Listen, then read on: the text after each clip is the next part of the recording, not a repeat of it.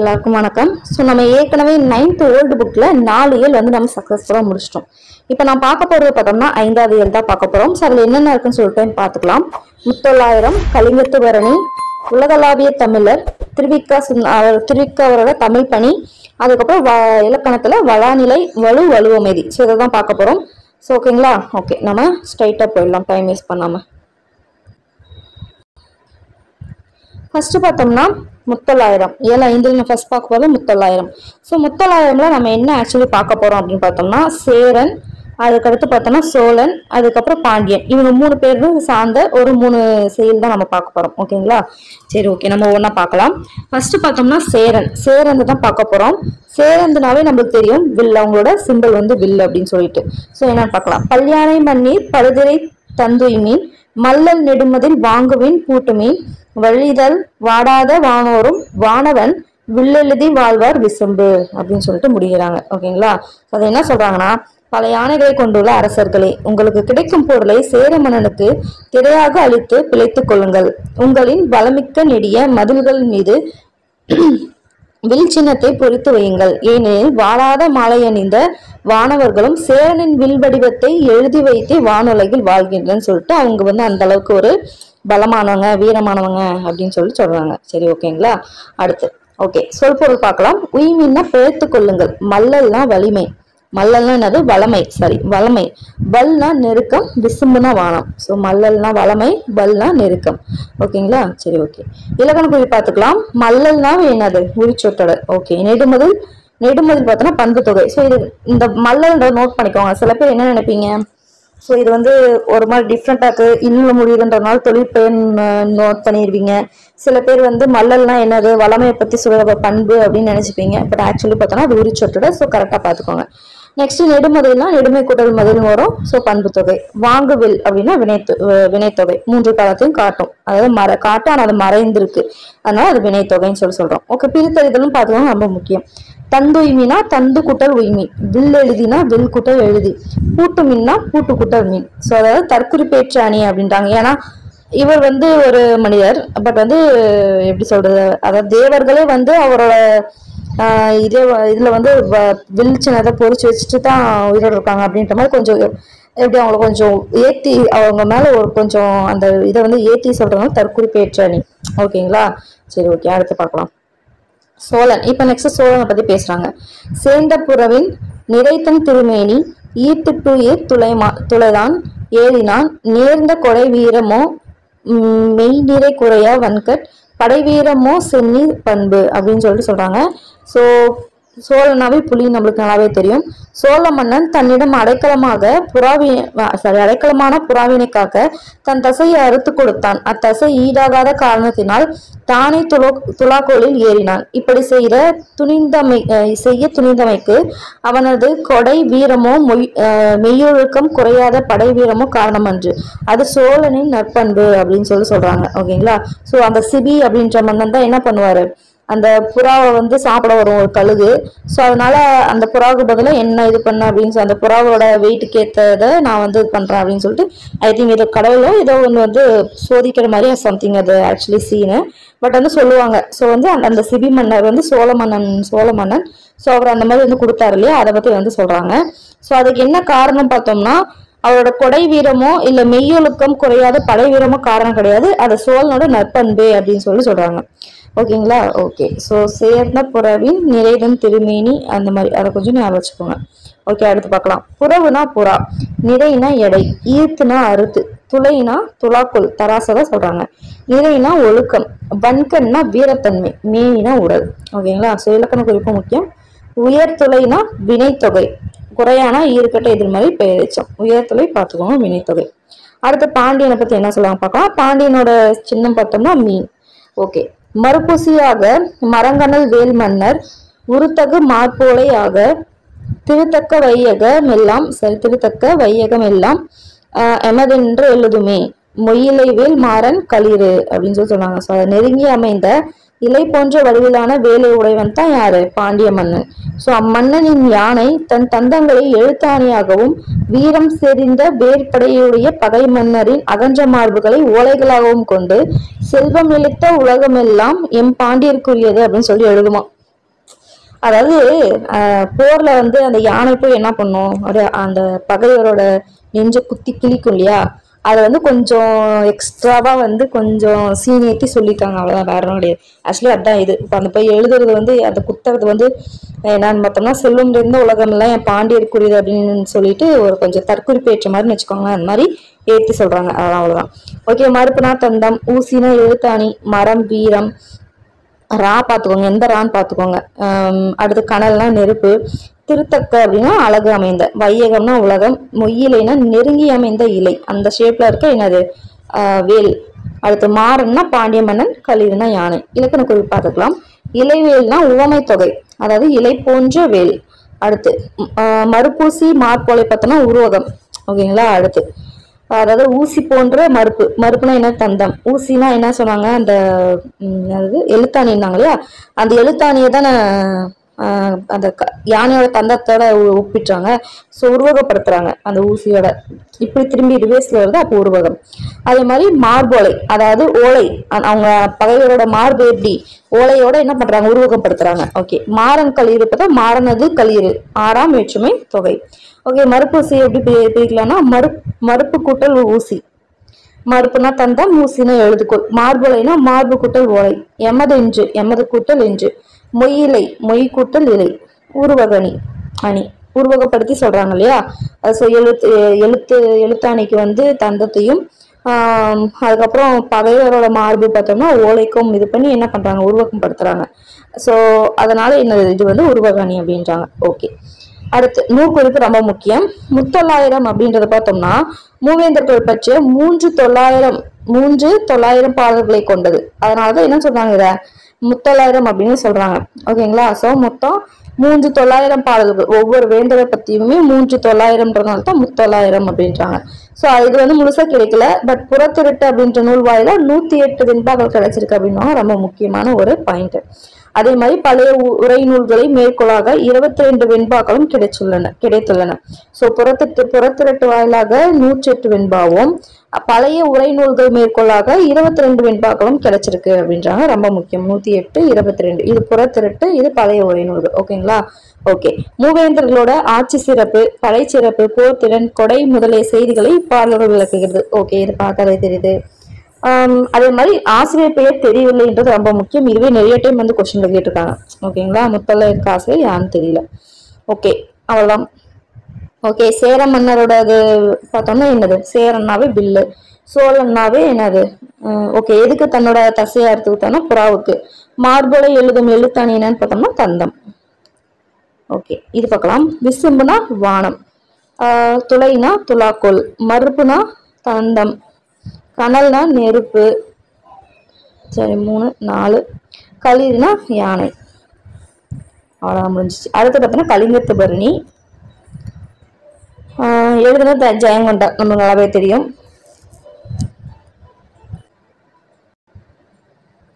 சொத்தியின் வாயினீர் பெரினும் முன்பதோர் சிந்தைக்குறவாய் வெந்துலர்ந்து சென்னாயின் வாயினீர் தன்னை நீரெனா நவ்வி நாவினா நக்கி விக்குமே.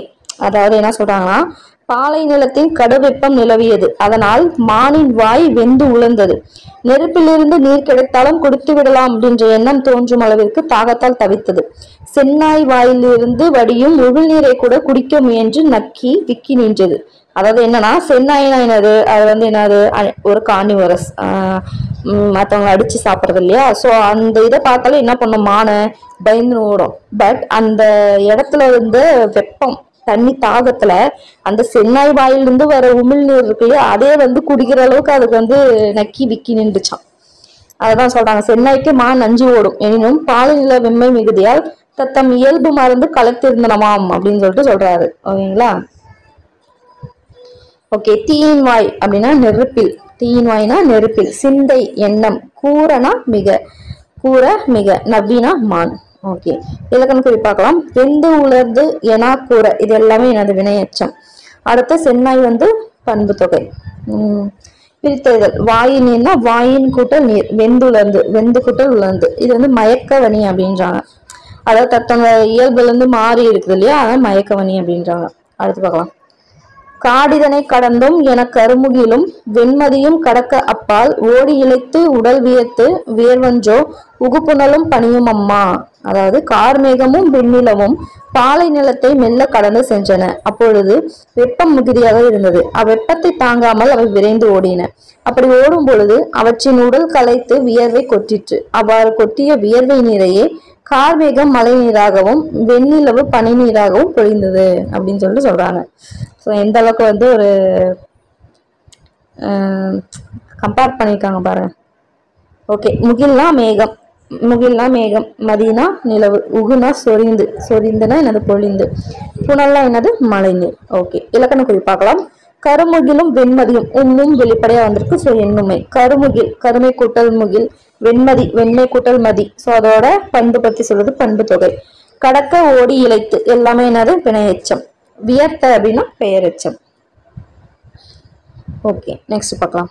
பிரித்தறிதல் காடிதனை காடு கூட்டல் இதனை, கருமுகில் கருமை கூட்டல் முகில், வெண்மதி வெண்மை கூட்டல் மதி, அணிப்பதனா நிரல் நிறை அணி. ஓகே, அடுத்து இது ஆசிரியர் குறிப்பு ரொம்பவே முக்கியம், அதை பார்க்கலாம். கலிங்கத்து பரணி ஏற்றுவர் ஜெயங்கொண்டார். இவர் பார்த்தோம்னா திருவாரூர் மாவட்டத்தில் உள்ள தீபக்குழி என்னும் ஊரில் பிறந்தவர். ரொம்ப முக்கியமான ஒரு ப்ரீவியஸ் இயர் கொஸ்டின். ஓகேங்களா, ஜெயங்கொண்டாரோட ஊர் எது? திருவாரூர் தீபக்குடி. அடுத்து இவர் வந்து முதல் குலோதுங்க சோழனின் அரசவை புலவராக திகழ்ந்தார். ரொம்ப முக்கியமான பாயிண்ட். ஓகேங்களா, யாரோட வெள்ளம் இதா இருந்தாரு? முதல் குலோதுங்க சோழன். அடுத்து பரணிக்கோர் ஜெயங்கொண்டான் அப்படின்னு சொல்லிட்டு என்னது, இவர் வந்து பலப்பாட்டடி சொக்கநாத புலவர் வந்து பாராட்டியிருக்கார். ரொம்ப முக்கியமான ஒரு பாயிண்ட். ஓகேங்களா, ஸோ யாரு யார பரணிக்கோர் ஜெயங்கொண்டார் அப்படின்ட்டு பலப்பட்டடி சொக்கநாத புலவர் அவரை பாராட்டியிருக்கார், ஜெயங்கொண்டார். அடுத்து வேற என்ன இவர் எழுதியிருக்காரு? இசையாயிரம், உலா மடல் இந்த மாதிரி நூல்களையும் எழுதியிருக்காரு. என்னது இசையாயிரம், உலா மடல். ஓகே, இவர் காலம் பார்த்தோம்னா 12ஆம் நூற்றாண்டு ரொம்ப ரொம்ப முக்கியம், 12ஆம் நூற்றாண்டு. அடுத்து நூல் குறிப்பு பார்க்கலாம். ஸோ ஆசிரியர் குறிப்பு பொறுத்த வரைக்கும் என்ன, இது எழுதுனது ஜெயங்கொண்டார். இவர் எந்த ஊர்? திருவாரூர் தீபக்குடி. இவர் யாரோட அவையில அரசவை புலவராக இருந்தாரு? முதலா ரெண்டாவதுன்றதை நோட் பண்ணிக்கணும். முதல் குலோதுங்க சோழன். அடுத்து வந்து இவர் பரணிக்கோர் ஜெயங்கொண்டார்னு யார் சொன்னது? பலப்பட்டடி சொக்கநாத புலவர். சரி, பலப்பட்டடி சொக்கநாத புலவர் இவர் என்னன்னு பாராட்டினாங்க? பரணிக்கோர் ஜெயங்கொண்டார்னு சொல்லி பாராட்டினாங்க. ஓகே, இவர் வேற என்ன எழுதியிருக்காரு? இசையாயிரம், உலா மடல். இவரோட காலம் என்ன? 12ஆம் நூற்றாண்டு. அவ்வளவுதான், கீவேர்ட்ஸ் இதுதான். ஓகே, நம்ம இப்பயே படிச்சு முடிச்சிட்டோம். அடுத்து நூல் குறிப்பு பார்க்கலாம். ஆயிரக்கணக்கான யானைகளை போரில் கொன்ற வீரனை புகழ்ந்து பாடும் இலக்கியத்துக்கு தான் பரணின்னுவாங்க. இதுவே ஒரு கொஸ்டின் தான், ப்ரீவியஸ் கொஸ்டின். ஸோ 1000 யானைகளை போரில் கொன்ற வீரனை புகழ்ந்து பாடுறதா என்னது? பரணின்னு சொல்லுவாங்க. ஸோ இது 96 வகை சிற்றிலக்கியங்கள ஒன்று வந்து ரொம்ப முக்கியம். இது வந்து பரணின்றது எந்த வகையை சேர்ந்ததுன்னு கேட்பாங்க. 96 வகை சிற்றிலக்கியங்கள் உண்டு. ஸோ பரணி இலக்கியங்கள் தமிழ் தோன்றிய முதல் நூல் கலிங்கத்து பரணின்றது ரொம்பவே முக்கியமான ஒரு பாயிண்ட். ஓகேங்களா, ஃபர்ஸ்ட் பரணி நூல் இது கலிங்கத்து பரணி. ஸோ கலிங்க மன்னன் அனந்தபத்மன் மீது கலிங்க மன்னன் ஃபர்ஸ்ட் 2 பேருக்கு சண்டை நடந்துச்சு இல்லையா? யார் யாருன்னு பார்த்தோம்னா ஃபர்ஸ்ட் கலிங்க மன்னன் அனந்தபத்மன் வெர்சஸ் யாருக்கு? முதல் குலோதுங்கன். அவரோட அவையில தானே இவர் இதான் இருந்திருக்காரு, முதல் குலோதுங்கன். 2 பேத்துக்கு என்னாச்சுன்னா போர் நடக்குது. போர்ல வந்து வெற்றி பெற்றது யாரு? குலோதுங்கன் வெற்றி பெற்றாரு. ஸோ அந்த வெற்றியை பாராட்டி தான் எழுத நூல் தான் வந்து இந்நூல். ஸோ எப்படின்னா பரணி பொறுத்த வரைக்கும் எப்படி போட்டுருவாங்கன்னா, யார் தோற்றாங்களோ அவங்களோட பேர் வச்சுதான் என்னது தலைப்பா கொடுப்பாங்க அந்த பரணிக்கு. ஸோ இதில் யார் தோத்து போனாங்க? கலிங்க மன்னன் அனந்தபத்மன். ஸோ அதனால தான் கலிங்கத்து பரணி அப்படின்னு போட்டிருக்காங்க. ஓகேங்களா, ஓகே. ஸோ இந்நூலில் 599 எவ்வளவு? 600க்கு 1 கம்மி அப்படின்னு நான் வச்சுக்கோங்க. இது டிஃப்ரெண்டா இருக்கு இல்லையா? 599 தாளிசைகள் என்ன இருக்கு? தாளிசைகள். ஓகேங்களா, இருக்கு. ஸோ ஓகே, ஜெயங்கொண்டாரின் சமகால புலவர் வந்து ஒட்டக்கூத்தர். இதை வந்து என்னன்னு சொல்றாரு? தெய்வநூல் தெய்வபரணி, சரி தென்தமிழ் தெய்வபரணி அப்படின்னு சொல்லிட்டு இவர் என்ன புகழ்றாங்க. ஸோ 2 பேர் ஒரு புகழ்ந்திருக்காங்க. ஒன்று வந்து பார்த்தோம்னா பரணிக்கோர் ஜெயங்கொண்டார், அதுக்கப்புறம் தென்தமிழ் தெய்வபரணி. யார் என்னென்ன அப்படின்னு சொல்லி பார்த்துக்கணும். ஸோ ஜெயங்கொண்டார் சமகால புலவர் பார்த்தோம்னா ஒட்டக்கூத்தர். அவர் வந்து என்னன்னு பாராட்டிருக்காரு? தென்தமிழ் தெய்வபரணி பாராட்டிருக்காரு. ஓகே, இதுல இது பண்ணது அவ்வளவுதான். ஸோ ஃபர்ஸ்ட் வந்து பரணி யார் மேல பாடுவாங்கன்னா, ஆயிரக்கணக்கான யானைகளை போரில் கொன்ற வீரன். அடுத்து பார்த்தோம்னா இது ஒரு 96 வகை சிற்றிலக்கியங்கள்ல ஒண்ணுதான் இந்த கலிங்கத்து பரணி. ஸோ யாருக்கு சண்டை நடந்துச்சுன்னா, கலிங்கத்து மன்னன் அனந்தபத்மனுக்கும் குலோதுங்க சோழனுக்கும் சண்டை நடந்துச்சு. ஸோ இதுல வெற்றி பெற்றது யாரு? முதல் குலோதுங்க சோழன். அதனால தோல்வியடைந்த கலிங்கத்து மன்னனோட பேர்ல கலிங்கத்து பரணின்னு பேர் வச்சிருக்காங்க. ஸோ இதுல மொத்தம் வந்து 599 தாலிசைகள் இருக்கு.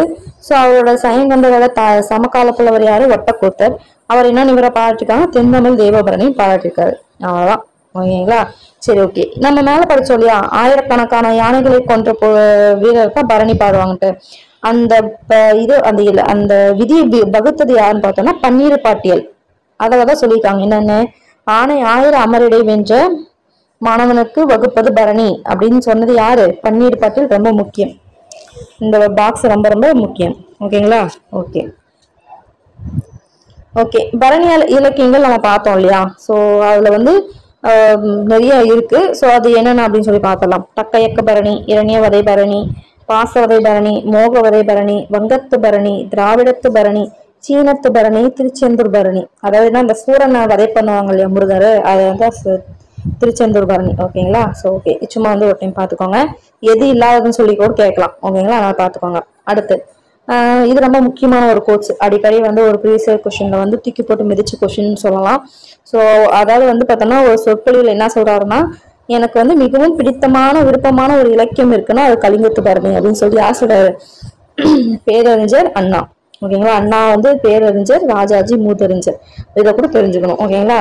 ஸோ எனக்கு மிகவும் விருப்பமான இலக்கியம் ஒன்று என்றால் அது கலிங்கத்து பரணின்னு சொன்னது யாரு? பேரறிஞர் Anna. Okay, very good. Next போலாம். தமிழ் தோன்றிய முதல் பரணி இலக்கியம் என்னது பார்த்தோம்னா கலிங்கத்து பரணி. கலிங்கத்து பரணி ஏற்றவர் செயங்கொண்டார். நவீன என்னது? மான். சிற்றிலக்கியம் எத்தனை வகைப்படும்? 96. ஓகே, பொறுத்துக. சிந்தைனா என்னது? எண்ணம். நவ்வினா மான்.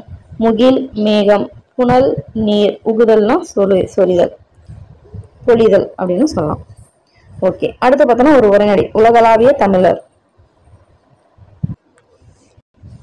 ஸோ ஃபர்ஸ்ட் பார்க்கலாம். கல் தோன்றி மண் தோன்றா காலத்தை வானோடு முன் தோன்றி மூத்த குடி அப்படின்னு சொல்லிட்டு தமிழ் இனத்தை தொன்மையை புறப்பொருள் பின்பாமலை கூறும். ஃபர்ஸ்டே வந்து என்னது? ஒரு கொஸ்டின் ஏரியா.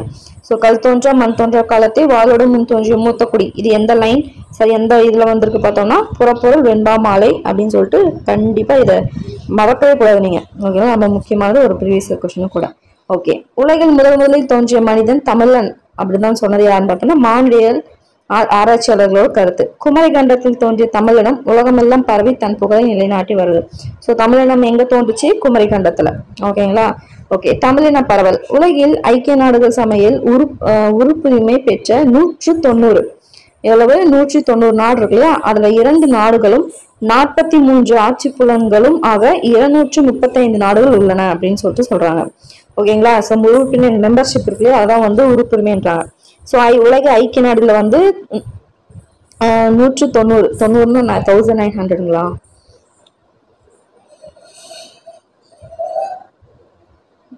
ஒரு நிமிஷம்.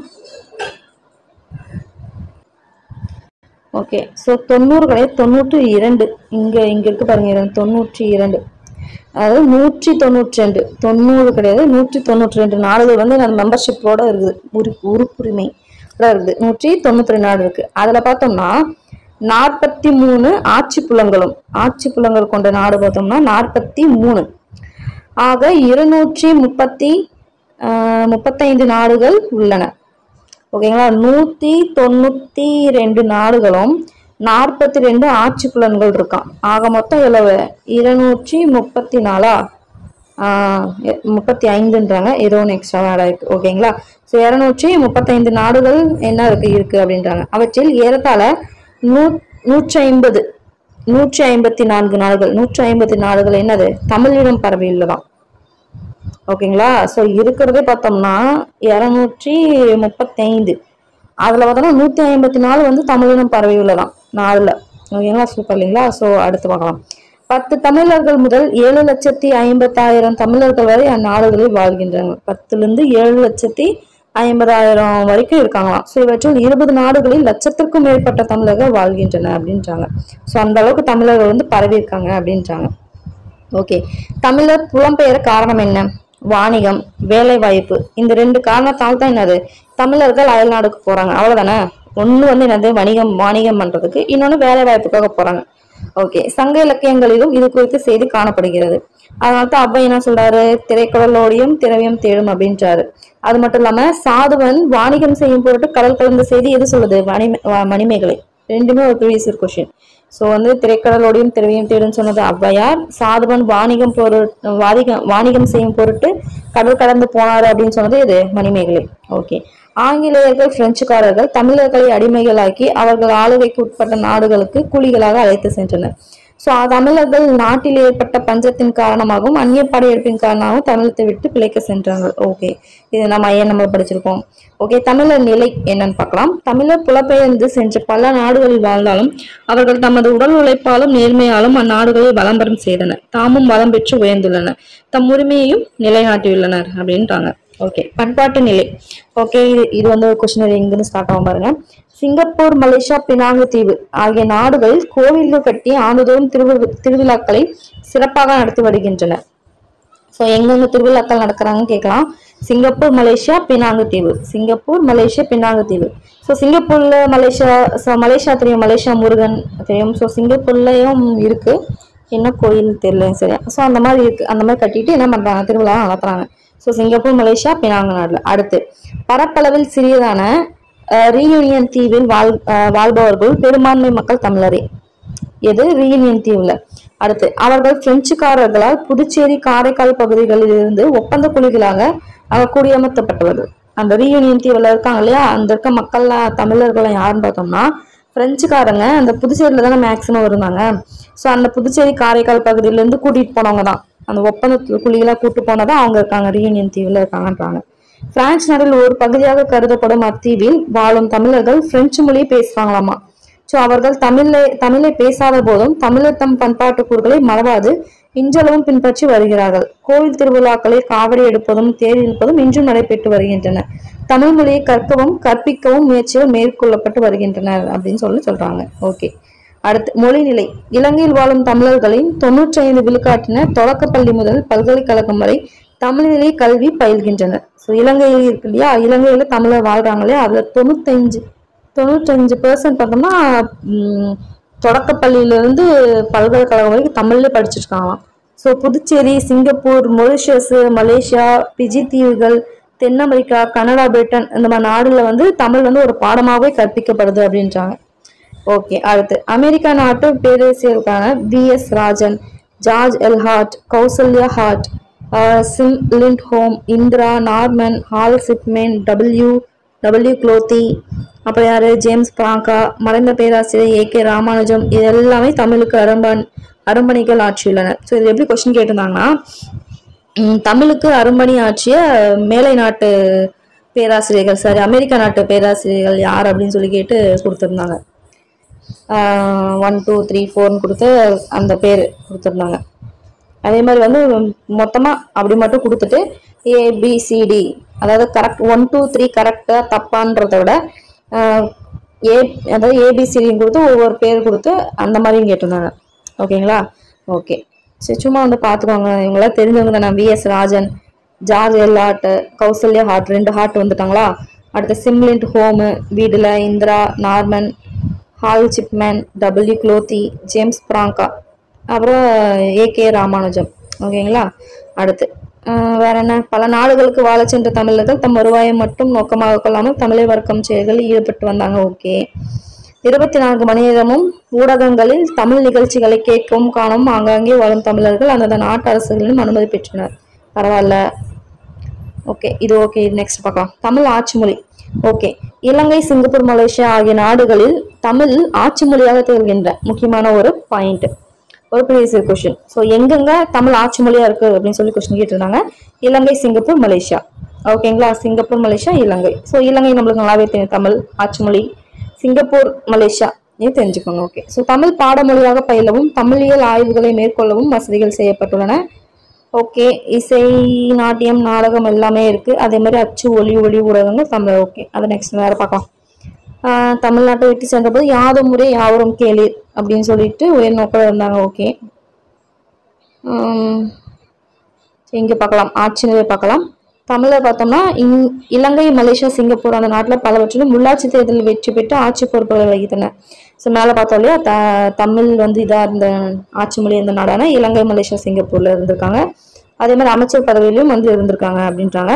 ஸோ இந்தியாவில் மட்டும் இல்லாமல் சிங்கப்பூர், மொரிஷியஸ் ஆகிய நாடுகளும் குடியரசுத் தலைவராக தமிழில் தேர்ந்தெடுக்கணும். ரொம்ப முக்கியமான ஒரு பாயிண்ட்.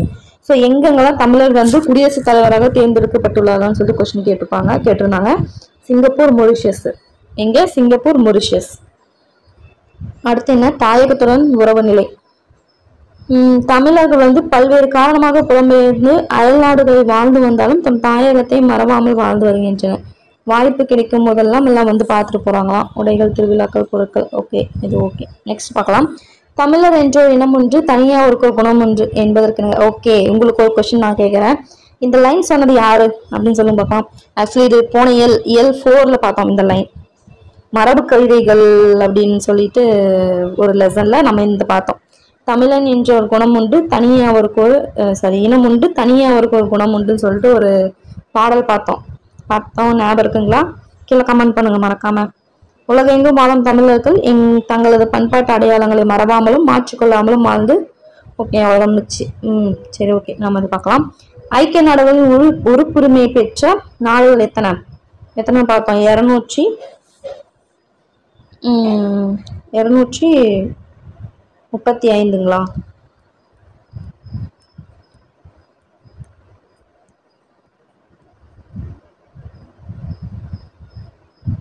235 தான்.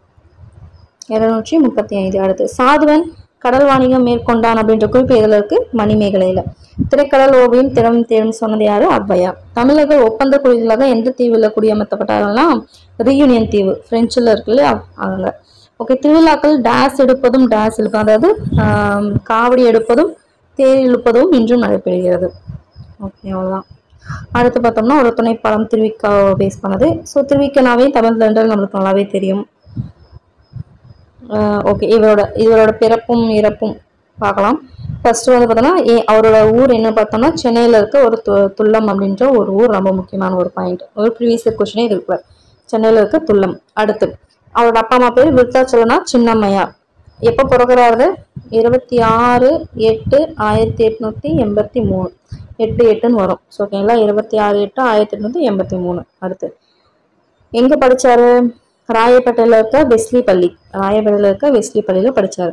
அடுத்து வந்து உடல்நல குறைவால் இடையிலே நின்றார். ஓகே, நெக்ஸ்ட் பார்க்கலாம்.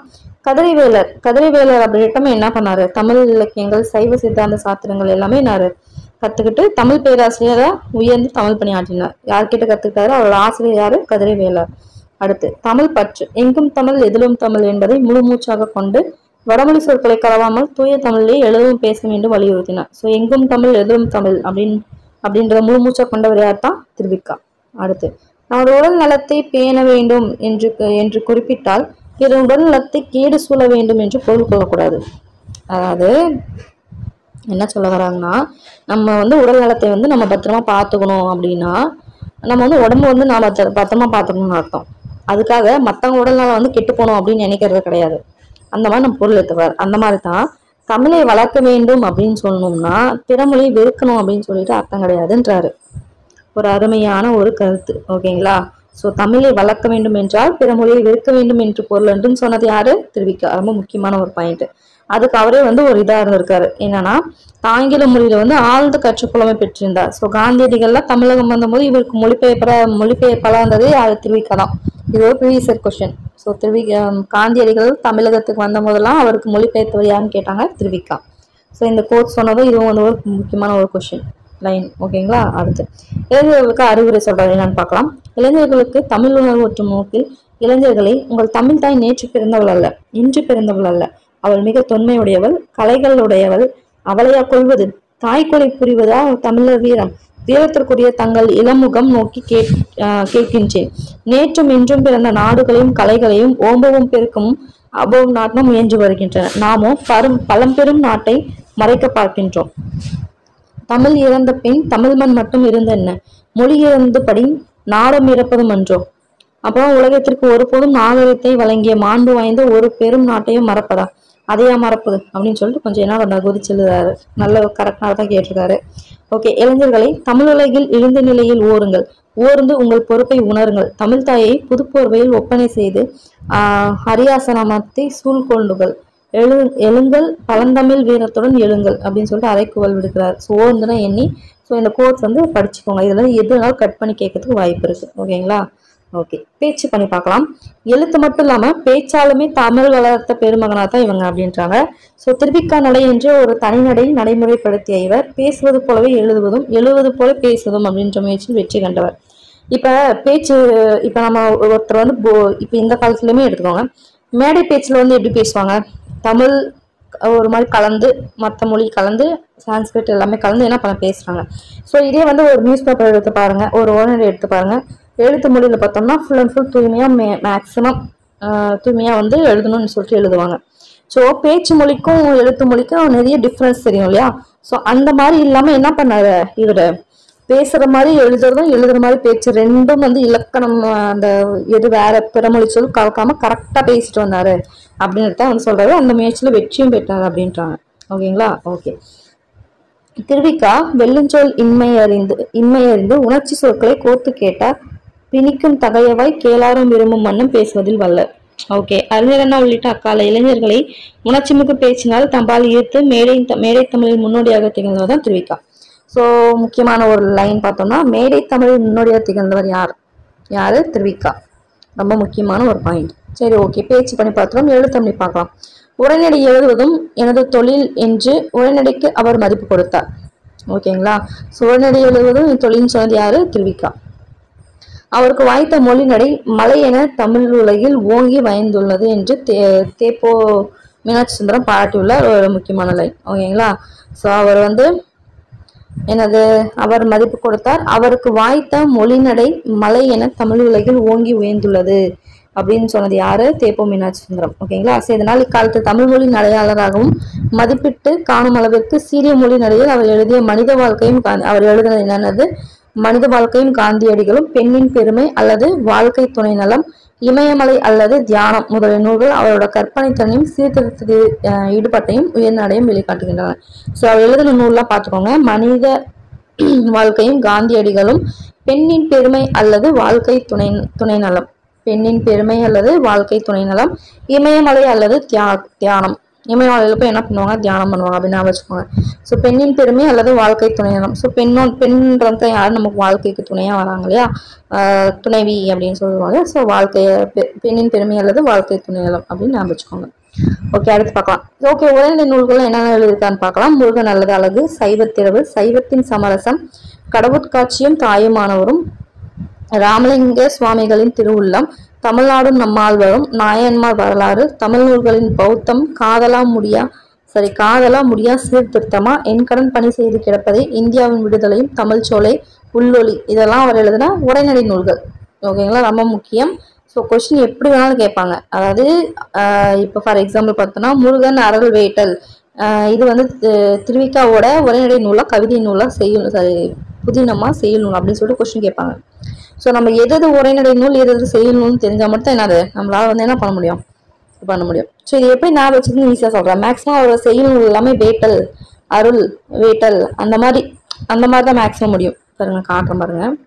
இப்போ செய்யுள் நூலில் பார்த்தீங்கன்னு வச்சுக்கோங்க, முருகன் அருள் வேட்டல், திருமால் அருள் வேட்டல், கிறிஸ்துவின் அருள் வேட்டல், அடுத்து அருகன் அருகே, அடுத்து உரிமை வேட்டல், பொறுமை வேட்டல், பொருளும் அருளும் அல்லது மார்க்சியம் காந்தியமும். ஓகே, புரியுதுங்களா. ஒரு மூணு நூல் மட்டும்தான் வந்து அந்த மாதிரி வேட்டல் இல்லாமல் வரும். இது எல்லாமே வேட்டலோட வரும். ஸோ அதனால நீங்கள் ஈஸியாக இது பண்ணிக்கலாம். உடனே வந்து பயந்துடக்கூடாது, ஐயோ இத்தனை நூலுமே படிக்கணுமா அப்படின்னு சொல்லிட்டு. ஓகேங்களா. ஹார்ட் ஒர்க் எந்த அளவுக்கு முக்கியமோ ஸ்மார்ட் ஒர்க்கும் தேவை. ஓகேங்களா. ஓகே, ஸோ மற்றபடி இது பார்த்தாலே தெரியும். முருகன் அல்லது அழகு, சைவத்திரவு, சைவத்தின் சமரசம், கடவுட்காட்சியும், தாய்மானம், மேக்சிமம் பார்த்தோன்னா தாய்மானால் பேஸ் பண்ணி வரும், இல்லைன்னா காந்தியடிகளை பேஸ் பண்ணி வரும். ஓகேங்களா. ஸோ அவரோட புக் எல்லாமே. ஓகேங்களா. அடுத்து தமிழ் நூல்களில் பௌத்தம், நாயன்மார் வரலாறு, நம்மாழ்வாரை பற்றி எழுதியிருக்காங்க, நாயன்மாரை பற்றி சொல்லியிருக்காரு. அடுத்து வந்து டிஃப்ரெண்ட்டாக காதலா முடியா சீர்திருத்தமா, என் கடன் பணி செய்து கிடப்பதே, இந்தியாவோட விடுதலை, தமிழ் சோலை, உள்ளொளி. ஓகேங்களா. ஸோ வந்து ஒரு இதாக படிச்சுக்கோங்க. அடுத்து பார்த்தோன்னா நம்ம சொன்ன செய்யுள் நூல்ல அருள் வேட்டல் வந்துச்சுனாலே அவர் தான். அது வந்து முருகனை பற்றி, திருமாலை பற்றி, கிறிஸ்துவை பற்றி 3 முடிச்சாச்சா. அடுத்து அருகன் அருகே, அருங்கிறத அப்படி ஞாபகம் வச்சுக்கோங்க. அடுத்து வேட்டல், நெக்ஸ்ட் வேட்டல், உரிமை வேட்டல், புதுமை வேட்டல், 2 அது முடிஞ்சாச்சா. அடுத்து நெக்ஸ்ட் என்ன, பொருளும் அருளும், அவ்வளோதான் முடிஞ்சிச்சு. பொருளும் அருளும் அல்லது மார்க்சியமும் காந்தியமும், பொருளும் அருளும் அல்லது மார்க்சியமும் காந்தியமும் முடிஞ்சிச்சு. அவ்வளவுதான். ஓகே, அவர் என்னென்ன இதழ் பணி ரொம்ப முக்கியம். என்னன்னா தேசபக்தி நவசக்தி இதழ் வந்து அவருது. ஓகேங்களா, ரொம்ப முக்கியமானது. அடிக்கடி வந்து மேட்ச்ல கொண்டு எல்லாமே கேட்பாங்க. தேசபக்த நவசக்தி எழுதுனது யார்? திருவிக்கா. ஓகேங்களா, எதுக்காக? தொழிலாளர் முன்னேற்றம் பெற பாடுபட்டவர். அது வாயிலாக. ஸோ கொஸ்டின் எப்படி கேட்கலாம்? தேசபக்த நவசக்தி என்னும் இதழ் வாயிலாக யாரோட முன்னேற்றத்தை பெற பாடுபட்டனர்? பெண்கள் முன்னேற்றம், தொழிலாளர் முன்னேற்றம், அந்த மாதிரி கொஸ்டின் வந்து கேட்கலாம். ஸோ தொழிலாளர் முன்னேற்றம். அடுத்து, அதற்காக தனது ஆசிரியர் பணியும் துறந்தார். அதே மாதிரி வீறு கொண்டு தமிழ் முழக்கத்தால் சிதறி கிடந்த தொழிலாளரை ஒருங்கிணைத்தார். ஓகே, அது நெக்ஸ்ட். ஓகே, நம்ம பார்க்கலாம். தமிழ் வாழ்வினர் என்னன்னு பார்க்கலாம். ஓகே, திருவிக்கா வந்து தன்னோட சிந்தனை சொல் செயல் நிலையால் சுத்த சன்மார்க்கியாக சமய புதுமையாளராக விளங்கி அருள் தொண்டாற்றினார். ஒரு முக்கியமான ஒரு லைன். ஸோ என்னவா இருந்தார்? அவரோட சிந்தனை செயல் என்ன வந்துச்சு? சுத்த சன்மார்க்கியாகவும் சமய புதுமையாளராகவும் இருந்தார். அடுத்து, 70 வயதாகி உடல் திறந்து படுக்கையில் இருந்த போதும் வளர்ச்சியும் வாழ்வும் அல்லது படுக்கை பிதற்றல் ரொம்ப ஒரு முக்கியமான ஒரு பாயிண்ட். ஏன்னா எல்லாமே முக்கியம்னு பார்த்தீங்கன்னா நிஜமா இது எல்லாமே ப்ரீவியஸ் இயர்ல கொஸ்டின் கேட்டது. ஒன்று ஸ்டேட்மெண்ட்ல மாற்றி கேட்டிருக்காங்க, டைரக்டாகவே கேட்டிருக்காங்க. ஸோ திருவிக்கான்றது ஒரு, அதாவது சிலபஸ்லேயே அவங்க பாயிண்ட் பண்ணி சொன்ன ஒரு பர்சனாலிட்டின்னும் போது யோசிச்சு பாருங்க. அதுவும் பழைய புக்ல இருந்து தான் நிறைய கேட்டிருக்காங்க. ஓகேங்களா, இதெல்லாம் பாருங்க. இந்த மனைவி இழந்த போது தனிமையில் வாழ்ந்ததுனால தான் தனியாக வாழவில்லை தமிழோட இதெல்லாம் அப்படியே எப்படி சொல்றது, தூக்கத்துல கேட்டா கூட சொல்லணும் இவர் தான் சொன்னாரு அப்படின்ற அளவுக்கு ரொம்ப முக்கியமான ஒரு லைன். அதனால தான் சொல்றேன். இது பாத்தீங்களா, வளர்ச்சி படுக்கையில் இருந்தபோது வளர்ச்சியும் வாழ்வும் அல்லது படுக்கை பிதற்றல். ஸோ இது யார் எழுதுனாங்கன்னு சொல்லிட்டு கேட்டிருக்காங்க. ஓகேங்களா, இந்த நூலை வரதராசன் உதவியோட எழுதினாங்க. அதுதான் முக்கியமான பாயிண்டே. யாரோட உதவியோட எழுதினான்றது தான் முக்கியமே. ஓகேங்களா, ஸோ ஃபர்ஸ்ட் பார்த்துக்கணும் வளர்ச்சியும் வாழ்வும். இது நீங்க ஒரு 4 டைம் ஒரு அந்த Tamil question paper previous year question எல்லாத்தையும் நீங்க அப்படியே பார்த்துட்டே வரீங்கன்னு வச்சுக்கோங்களேன். இப்போ வாரத்துக்கு நான் ஒரு ப்ரீவியஸ் இயர் கொஸ்டின் பார்க்க போறேன் அப்படின்னாவே நீங்க அதை பார்த்து முடிச்சுட்டு ஒரு 10 கொஸ்டின் நீங்க பார்த்து முடிச்சுனாவே இதெல்லாம் உங்களுக்கு மறக்கவே மறக்காது. ஏன்னா அந்த அளவுக்கு அடிக்கடி கேட்ட கொஸ்டின் இதெல்லாம். ஓகேங்களா, இதெல்லாம் வந்து ஆக்சுவலி நான் படிச்சதோட ப்ரீவியஸ் இயர் கொஸ்டின் பார்த்து எனக்கு வந்து எல்லாம் மனப்பாடம் ஆச்சு. புரியுதுங்களா? ஸோ ப்ரீவியஸ் இயர் கொஸ்டின் அந்த அளவுக்கு முக்கியம். ஓகேங்களா, சரி, ஓகே, நம்ம இதுக்கு போகலாம். ஸோ அவர் என்ன எழுதினாரு? சாகர தருவாயில வளர்ச்சியும் வாழ்வும் அல்லது படுக்கை பிதற்றல் அப்படின்னு சொல்லிட்டு ஒரு நூலை எழுதுறாரு. யாரோட உதவியாளன்றது முக்கியம்? மூவாவோட உதவியாளர். ஓகேங்களா, கொஸ்டின் இப்படி தான் கேட்பாங்க. யார் உதவியாளர்னு கேட்பாங்க, மூவா உதவியோட என்ன நூல்னு கேட்டாங்க, அது எழுதுனது யாருன்னு சொல்லிட்டு கேட்பாங்க. மூணுமே கீ பாயிண்ட் தான். ஓகே, அடுத்து, மனமுடித்த 6 ஆண்டுல அவங்க மனைவி யாரு? கமலாம்பிகை அம்மையார்ன்றது ஒரு முக்கியம். அவங்களோட மனைவி பேரும் கேட்பாங்க. அவர் என்னது இறந்து போயிட்டாங்க. ஸோ அதனால அவரோட நண்பர் வந்து என்ன கேட்காங்க, இந்த மாதிரி மனைவி இழந்து தனிமையில் வாழ்வது கடினம் இல்லையா அப்படின்னு சொல்லி கேட்கும்போது அவர் என்ன சொல்றாரு? நான் தனியாக வாழவில்லை, தமிழோடு வாழ்கிறேன் அப்படின்னு சொன்னார். ரொம்ப முக்கியமான ஒரு கோட்ஸ். ஸோ ஓகே, இவர் எப்போ இறந்து போனாரு அப்படின்னு பார்த்தோம்னா 17 செப்டம்பர் 1953 என்ன பண்றாரு? இறந்து போறாரு. 1883 பிறந்து 1953 இறந்து போறாரு. ஓகேங்களா, ஓகே. அவர் விட்டு சென்ற தமிழ் மூச்சை நாமும் சுவாசித்துக்கோம். ஓகே, பார்த்துக்கலாம். ஓகே, இது பாருங்க. ஈன்ற ஒருத்தையும் பிறந்த நாட்டையும் பேசும் மொழியையும் ஒருவன் தாய் தாய் தாய் என்று போற்றுகிறான். ஒருவனுக்கு தன்னை பெற்ற தாயின்பால் எத்தகைய அன்புண்டோ அத்தகைய அன்பு அவனது நாட்டினத்தும் தம் மொழியினிடத்தும் அவனுக்கு இருத்தல் வேண்டும். பெற்ற தாயின் அன்புக்கும் பிறந்த நாட்டின் பற்றுக்கும் உற்றாயிருந்தும் பேசும் மொழியாகும். பேசும் தாய்மொழியின் மாட்டு அன்பு இல்லாமல் ஒருவன் தாயை நாட்டை பழித்தினாலும் இந்த ஒரு ப்ரீவியஸ் கொஸ்டின் லாஸ்ட் டைம். ஓகேங்களா, ஸோ வந்து தாய் நாட்டையும் தாய்மொழியும் பழித்தவன் தன்னோட சொந்த தாயை பழிச்ச மாதிரி அப்படின்னு சொல்லிட்டு சொல்லியிருப்பாரு. ஸோ இது வந்து ஒரு ப்ரீவியஸ் இயர் கொஸ்டின். ஓகேங்களா, சொன்னது யாரு? திருவிக்கா. ஓகே, அவ்வளோதான். அடுத்து கடைசியாக இலக்கணம் பார்க்கலாம். வளாநிலை வலுவமைதி. ஓகேங்களா, ஸோ வளாநிலை அப்படின்னா என்னன்னு பார்த்தோம்னா இலக்கண முறைப்படி குற்றமில்லாம பேசுறது வளாநிலை. அவ்வளோதான், முடிஞ்சு போச்சு. வளாநிலைன்னா என்னது? இலக்கண முறைப்படி குற்றமில்லாம பேசினா வளாநிலை. அடுத்து செல்வன் படித்தான். ஸோ இதுல பார்த்தோம்னா என்னது? ஆண்பால் ஒருமை பெயர் படித்தான் என்று ஆண்பால் ஒருமை மினமெற்றி கொண்டே உறுதிகிறது. ஓகே, இது தேவையில்ல, நம்ம டைரக்டா விஷயத்துக்கு போயிடலாம். வளாநிலை எத்தனை வகைப்படும்? அதுதான் ஃபர்ஸ்ட் கொஸ்டின். 6 வகைப்படும். என்னென்னது? திணை, பால், இடம், காலம், வினா, விடை. இது 6. ஓகேங்களா, ஓகே. அடுத்து ஸோ இதெல்லாம் வந்து என்னது இப்படி கேட்க மாட்டாங்க. எத்தனை வகைப்படும் அப்படின்னு சொல்லி கேட்பாங்க. 6 வகைப்படும். ஸோ என்ன அப்படின்னு பார்த்தோம்னா திணை வளா நிலை அப்படின்னா செல்வி பாடினால் மாடு வந்தது. ஸோ ஏன்னா அவங்கவுங்க இப்போ வந்து ஆண் பால்னா என்ன சொல்லுவோம், ஆண் அந்த மாதிரி சொல்லுவோமா, வந்தான் போனான். இதே பெண்பால்னா என்ன சொல்லுவோம், வந்தால் போனால். இதே மாடு அக்ரிணையா இருந்துச்சுன்னா வந்தது போனது அப்படின்னு சொல்லுவோம் இல்லையா. ஸோ அதை தான் வந்து திணை வளாநிலை. அதுல மிஸ்டேக் இல்லாமல் எழுதுனா அதான் திணை வளாநிலை. இதே பால் வளாநிலை, சாரி திணைனா உயர்திணை அக்ரிணை, சாரி உயர்திணை அக்ரிணை இல்லையா. ஸோ அதாவது பார்த்தோம்னா செல்வி கண்ணன் இவங்கெல்லாம் யாரு, எல்லாமே உயர்திணை. உயிரோடு இருக்கவங்களாம் நம்ம உயர்திணை தானே. ஸோ அவங்கள வந்து கரெக்டாக பாடினால் வந்தான் வந்தார் போனார் சென்றார் அந்த மாதிரி சொல்றது உயர்திணை. இதே மாடு கல்லு இதெல்லாம் என்னது, வந்தது போட்டது பறந்தது இந்த மாதிரி சொல்றதெல்லாம் என்னது, வந்தன சென்றன அந்த மாதிரி சொல்றதெல்லாம் என்னது, அது கரெக்டா சொன்னோம்னா அதான் திணை வளாநிலை. இதே பால் வளாநிலைனா என்னது, அதான் நான் சொன்னேன் இல்லையா. அவங்க வந்து அதாவது பால்னா நம்மளுக்கு என்ன தெரியும், ஆண் பால் பெண் பால் பலர்பால் பலவின் பால், இது நம்மளுக்கு தெரியும் இல்லையா, 5 பால்கள். ஸோ அது கரெக்டா நம்ம எந்த ஒரு மிஸ்டேக் இல்லாம இது பண்ணணும், அதான் பால் வளாநிலை. இட வளாநிலைனா சரி வளாநிலைனா என்னது, இறந்த காலம் நிகழ்காலம் இது சொல்றோம் இல்லையா. சரி முன்னிலை, சாரி தப்பா சொல்லிட்டு இருக்கேன், சாரி. இடம்னா என்னது பார்த்தோம்னா தன்மை முன்னிலை படக்கை இல்லையா, அதான் இடம் சொல்லுவோம். அந்த மாதிரி நான் வந்தேன் நீ வந்தாய் அந்த மாதிரி சொல்றது. இப்போ வந்து நீ வந்தேன்னா என்னது, அப்போ வந்து என்னது அங்க இட வலுநிலை ஆயிடுச்சு. ஓகேங்களா. ஸோ இடம்னா என்னது, தன்மை முன்னிலை படக்கை. இது பார்த்து கரெக்டா எழுதணும். கால வளநிலை என்னது, காலம் காட்டணும். இது காலம்னா அது ஓகே. அடுத்து பார்த்தோம்னா இறந்த காலம் எதிர்காலம், நிகழ்காலம் எதிர்காலம், இது கரெக்டா நம்ம எழுதணும். அதே மாதிரி வினா வளநிலைனா தமிழ் இலக்கணம் எத்தனை வகைப்படும். ஸோ அதாவது வினா நம்ம எழுதுறோம் இல்லையா, அதாவது இப்ப வந்து தமிழ் இலக்கணம் எவை வகைப்படும் இந்த மாதிரி மாத்தி கேட்டா என்னது, அது வந்து என்னது வலு வந்துடுச்சு. ஸோ அந்த மாதிரி வலு இல்லாம கரெக்டா போடுறத வினா. இதே விடைனா நம்ம தமிழ்நாட்டின் நகரம் எது அப்படின்னு சொல்ற வினாவுக்கு சென்னை அப்படின்னு விடை எழுத்துல என்னது கரெக்டானது. தமிழ்நாட்டின் தலைநகரம் எது அப்படின்னு கேட்கும்போது தப்பா ஆன்சர் சொன்னாலும் என்னது தான் வலுநிலை. ஓகேங்களா, அவ்வளவுதான் விஷயமே. ஓகேங்களா, சரி ஓகே. அடுத்து பார்க்கலாம் வலுநிலைகள். இது வந்து எப்படி கேட்பாங்கன்னா நீங்க கொஸ்டின்ல பார்த்துருப்பீங்க இல்லையா, என்னது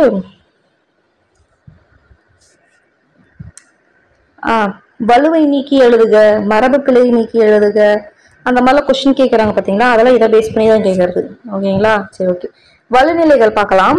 வலுநிலைகள் அப்படின்றது என்ன பார்த்தோம்னா இலக்கண முறையின்றி பேசுறத என்னது வலு அப்படின்னு சொல்லிட்டு இது பண்ணுவாங்க. ஸோ இந்த வலு பார்த்தோம்னா 7 வகைப்படும். ஸோ வலா பார்த்தோம்னா 6, வலு பார்த்தோம்னா என்னது 7. ஓகேங்களா, சரி ஓகே.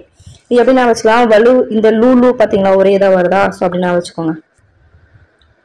வலுனா 7ன்னு சொல்லிட்டு ஓகே. அது என்ன பார்க்கலாம். அது என்னென்ன இருக்குன்னா ஃபர்ஸ்ட் திணை வலு, பால் வலு, அதே தான் வரும், எல்லாமே வரும். கடைசி எக்ஸ்ட்ராவா சேர்றது மரபு வலு, அவ்வளவுதான். மற்றபடி அந்த 6 அது அப்படி வரும். திணை பால் இடம் காலம் வினா விடை அப்படின்னு சொல்லி வரும். இந்த மரபு வலு தான் அடிக்கடி நம்ம ப்ரீவியஸ் கொஸ்டின்ல கேட்கறாங்க இல்லையா, இலக்கணம் கொஸ்டின். அதுதான், அதாவது குயில் கூவியது அது போல கத்தியதுன்னு கொடுத்து கரெக்டா தப்பா அப்படின்னு அந்த கொஸ்டின், அதுதான் மரபு வலு. யானை கன்றா யானை குட்டியா அப்படின்றதெல்லாம். ஓகேங்களா, சரி ஓகே. ஒண்ணுமா பார்க்கலாம். ஃபர்ஸ்ட் திணை வலுனா என்ன, அதான் நான் சொன்னேன். இப்ப வந்து உயிர்திணையை வந்து இப்ப மாமா வந்து வந்ததுன்னா என்னது, வந்ததுன்றது அக்ரிணை குறிக்கும். ஸோ அப்போ வந்து என்னது இங்க உயர்திணைக்கு சொல்லியிருக்காங்க, அப்ப என்ன திணை வலு. புரியுதுங்களா. ஸோ அவ்வளவுதான் விஷயம். பால் வலுனா என்னது, 5 பால் நம்ம பார்த்தோம் இல்லையா, அது மாத்தி மாத்தி பேசினாங்கன்னா அதுதான் பால் வலு. இடவலுனா என்னது, முன்னிலை படக்கை அப்படின்றத பார்த்தோம்னா மாத்தி இது பண்றது, அதுதான் அவ்வளவுதான், அது இடவலு. நெக்ஸ்ட் பார்த்தோம்னா காலவலுனா என்ன, இறந்த காலத்தை நிகழ்காலமாவோ இல்ல மாத்தி சொன்னாலும் அதுதான் காலவலு.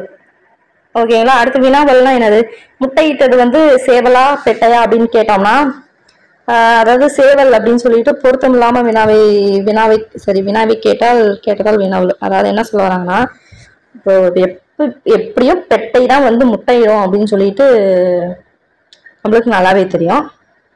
சம்மந்தமே இல்லாம முட்டையிட்டது சேவலா பெட்டையான்னு கொஸ்டின் கேட்டா இது என்ன சொல்றது, கொஸ்டினே தப்பா இருக்கு இல்லையா, ஆன்சர் பண்றது இருக்கட்டும், கொஸ்டினே தப்பா இருக்கு. அப்ப என்னது, அது வினாவல். அதே மாதிரிதான் இப்ப விடைவலு. நாளை பள்ளி திறக்கப்படுமா அப்படின்ற வினாவுக்கு என் அத்தைக்கு உடல் நலம் இல்லை அப்படின்னு சொல்றது என்னது, சம்பந்தமெல்லாம் பதில் சொல்றது, அதுதான் விடைவலு, தப்பா சொல்றது. ஓகேங்களா, அவ்வளவுதான் முடிஞ்சு. அடுத்து பார்க்கலாம் மரபுவலு நம்ம பார்த்தோம் இல்லைங்களா. ஸோ நாய் கத்தும் அப்படின்றத பார்த்தோம்னா மரபுவலு. ஏன்னா நாய் வந்து என்னது குறைக்கும், ஓகேங்களா, அதை தான் சொல்றாங்க. அவ்வளவுதான் அவ்வளவுதான், ஒன்றும் பெருசாலாம் ரொம்ப இது பண்ண தேவையில்ல. சரி, ஓகே. வலுவமைதினா என்னன்னு பார்த்தோம்னா, இலக்கண முறைப்படி குற்றமுடையது எனினும் இலக்கண ஆசிரியர்களால் குற்றமன்று என ஏற்றுக்கொள்வது என்னது? வலுவமைதி. ஓகேங்களா, சரி, ஓகே.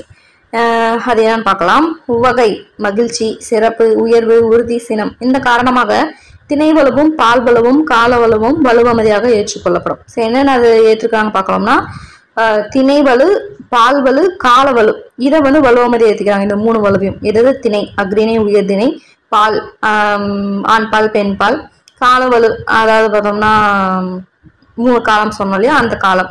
இது 3த்தையும் ஏத்துக்கிறாங்க. எது காரணமா? உவகை சந்தோஷம், சிறப்பு, உயர்வு, உறுதி, சினம். ஓகேங்களா, ஓகே. எக்ஸாம்பிள் பார்க்கலாம். சிற்றூர்களில் சிலர் தாங்கள் வளர்க்கும் விலங்குகளுக்கு பெயரிட்டு அழைக்கும் பழக்கம் உண்டு. வருகின்ற பசுவை பார்த்து என் லட்சுமி வந்து விட்டான்னு சொல்றாங்க இல்லையா. ஸோ அது என்னது?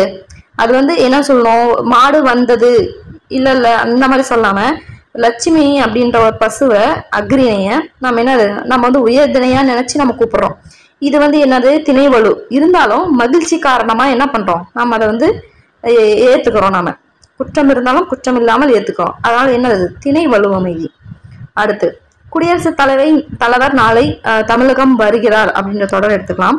இதுல பார்த்தோம்னா குடியரசுத் தலைவர் நாளை வருவார் அப்படின்னு தான் வரணும்.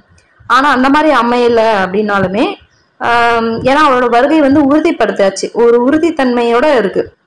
நாளைக்கு இப்ப என்ன ப்ரோக்ராம்ஸ் டிவிலாம் பார்க்கறோம் இல்லையா, நியூஸ்ல சொல்லுவாங்க இல்லையா, நாளை குடியரசுத் தலைவர் வந்து இந்த மாதிரி இங்க வராரு அங்க வராருன்னு சொல்லிட்டு சொல்றாரு இல்லையா. ஸோ வருகிறாருன்னா என்னது? இப்ப வந்துட்டு இருக்காரு அப்படின்ற மாதிரி அர்த்தம். பட் என்னது? வருவார் அப்படின்னு தான் சொல்லணும். ஸோ இருந்தாலுமே நம்ம அந்த உறுதித்தன்மையை பேஸ் பண்ணி நம்ம மேலே பார்த்தோம் இல்லையா, உறுதித்தன்மையில பேஸ் பண்ணி என்ன பண்ணுவோம்? மாறும் அப்படின்னு சொல்லிட்டு. ஸோ அந்த உறுதித்தன்மையை பேஸ் பண்ணி என்னது? இது வந்து வலுவா இருந்தாலுமே என்னது? வலுவமைதியை ஏத்துக்கிறாங்க அப்படின்றாங்க. ஓகேங்களா, அவ்வளவுதான் விஷயம். ஸோ வலுவமைதியா என்ன? இலக்கணம் குற்றம் இருந்தாலும் குற்றம் இல்லாத மாதிரி ஏத்துக்கிறது தான் என்னது? வலுவமைதி. அவ்வளவுதான் விஷயம். வலா நிலைனா என்னது? குற்றம் இல்லாம இருக்குது. வலுனா குற்றமுடையது. ஸோ வலா அமைதினா என்னது? ரெண்டுக்கும் நடுவுல. ஸோ அது 6 வகைப்படும், கீழே இருக்கிறது 7 வகைப்படும். அவ்வளவுதான், முடிஞ்சிச்சு. ஸோ ஓகே, பொறுத்தா சொல்லி வட்டமிடுங்க பார்க்கலாம். கண்ணன், கைவிழி, மாணவர்கள், காகம். ஸோ இவங்க 3 பேர் யாரு? உயர்திணை. இதுதான் அக்ரிணை. அப்ப இதுதான் தப்பு. அடுத்து, மாடு கத்தும், யானை பிளிரும், குயில் கொஞ்சும், மயில் அகவும். ஸோ மாடு கத்தும், யானை வந்து பிளிரும். ஓகே, இது என்னது? குயில் வந்து கொஞ்சம், மயில் வந்து அகவும். இது எல்லாமே கரெக்ட். குயில் என்ன பண்ணாது? குயில் வந்து கூவும், கொஞ்சாது. கிளி தான் வந்து கொஞ்சம் எல்லாம் பேசும்னு சொல்லுவாங்க.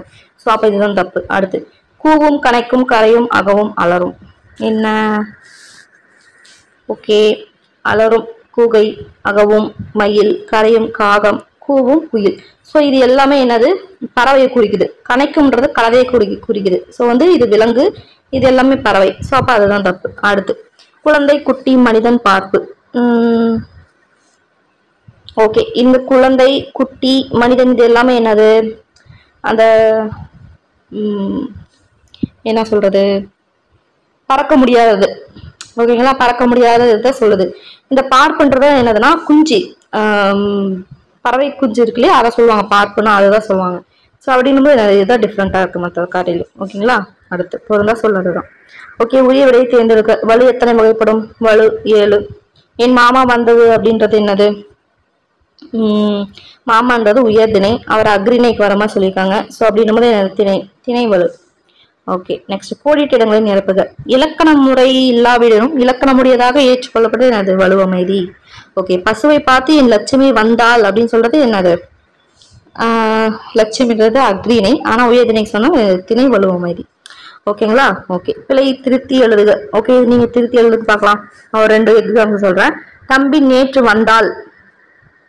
என்னது? தம்பின்றது ஆண் பால், வந்தாள்ன்றது பெண் பால். ஸோ இது திருத்தி எழுதுங்க. ஓகேங்களா, இப்ப எருது வண்டியை இழுத்தன. எருதுன்றது 1 தான். ஓகேங்களா, எருதுன்றது 1 சொல்லியாச்சு. ஏன்னா எருதுகள் இல்லை, எருதுன்னு இருக்கு. இழுத்தன என்னது? பலவின் பால் வரும். ஸோ வந்து அப்ப என்னது? இது வந்து ஒன்றன் பாலுக்கு மாத்தி எழுதுங்க. அதே மாணவர் தேர்வு எழுதினான். ஸோ மாணவர்ன்றது என்னது?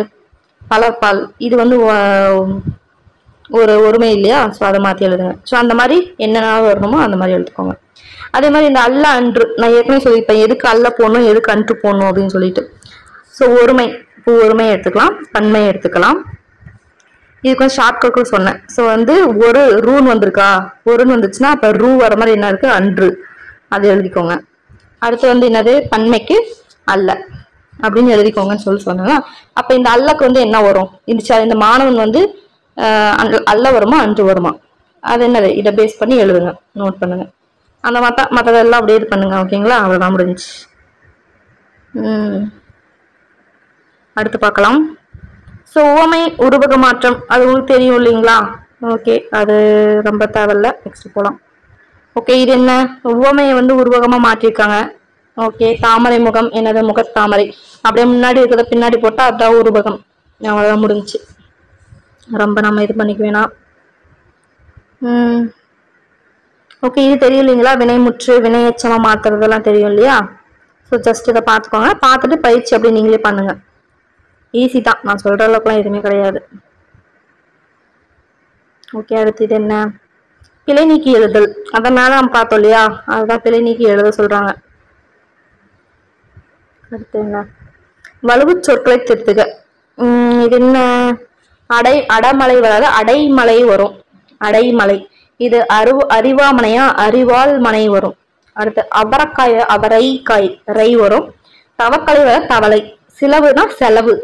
தாவாரம், தாழ்வாரம், தாழ்வாரம். அடுத்து ஊரணினா ஊருணி, ரூ வரும். எண்ணெய், எண்ணெய், எண்ணெய் வராது, எண்ணெய், நெய், நே வரும். ஒட்டரை அப்படின்னா ஒட்டடை. அடுத்து கவுரு, கயிறு. பச்சை தண்ணி, பச்சை தண்ணி வந்து குளிர்ந்த தண்ணீர் அப்படின்னு சொல்லிட்டு வரும். நஞ்சைனா நன்சை, புஞ்சைனா புன்சை. சரிங்களா, அவ்வளோதான். இது என்ன, அங்கத்தினர், அர்த்தம், அலங்காரம். ஓகே, பெருமொழி சொற்களை என்ன சொல்றாங்க, தமிழ் சொல்ல வந்து மாற்ற சொல்றாங்க. பார்த்துக்கோங்க, இதுவும் தெரியும் இல்லையா, கும்பாபிஷேகம், குடமுழுக்கு, சாதம், சோறு, சபதம், சூளுரை, சரித்திரம்னா மண்டபமா அந்த மாதிரி வரும். வேணும் விரதம், நோன்பு,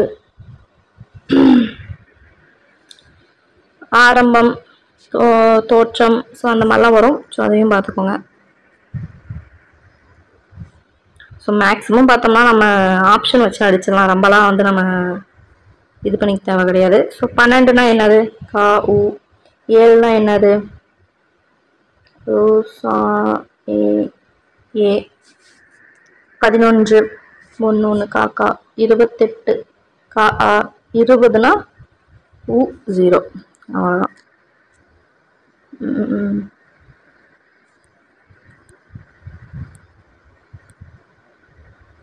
ஓகே, அவ்வளோதான் கைஸ், முடிஞ்சாச்சு. இயல் 5 நம்ம சக்ஸஸ்ஃபுல்லாக மறுபடியும் முடிச்சிட்டோம். ஸோ அடுத்து இயல் 6ல் உங்களை பார்க்குறோம். ஓகேங்களா, பை.